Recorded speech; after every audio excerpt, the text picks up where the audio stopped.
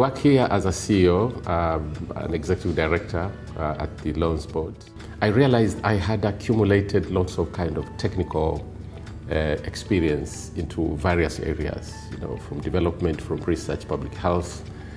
And then at some point, especially when I got into the senior management position, I realized I kind of missed some soft part of making the business happen, especially with managing people, managing team, managing diversities. I had worked in sectors, especially in the development, where you work with a range of different groups, experts from within the region, from abroad, and that exposes you to a number of things.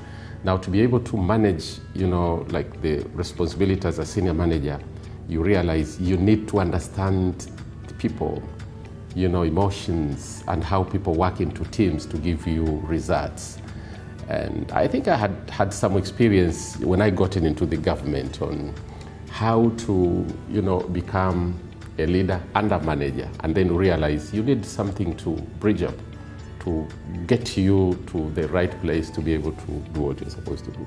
This is not to say the other modules weren't as important as that, but I would say what interested me more was the communication, which actually helped me to be able to translate several other modules in the course of what I was doing. Why? Because you realize you could get everything right, but if the communications doesn't connect, if you don't say the right thing in the right tone to the right people at the right time, you see, you definitely will not achieve what you want to achieve. If you were to ask me what was the next interesting module, I would say that module in design thinking and strategy and implementation. But because I got to learn that it is very easy to even design the best strategy, the best business idea, but if you can't execute that idea correctly,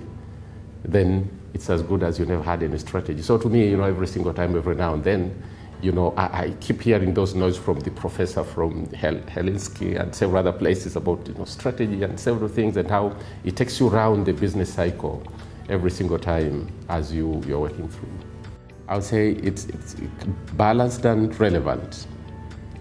Balanced in that it gets you reasonably some understanding from various areas of business, technology, strategy, finance management, people's management, human resources, technology on one hand, and then it exposes you to the global practice and experiences through a range of case studies that you are going through, that you are interrogating during the course, which then gets you to understand how business operates in different environments, how different organizations operate, the challenges that various businesses have gone through, and how they try to solve those problems on one hand. So that's where the balance part comes from. But then relevant in that, it provides you with the tools to be able to apply these skills into your own context, into the local environment or various circumstances that one is operating to. I would say it's a must-do.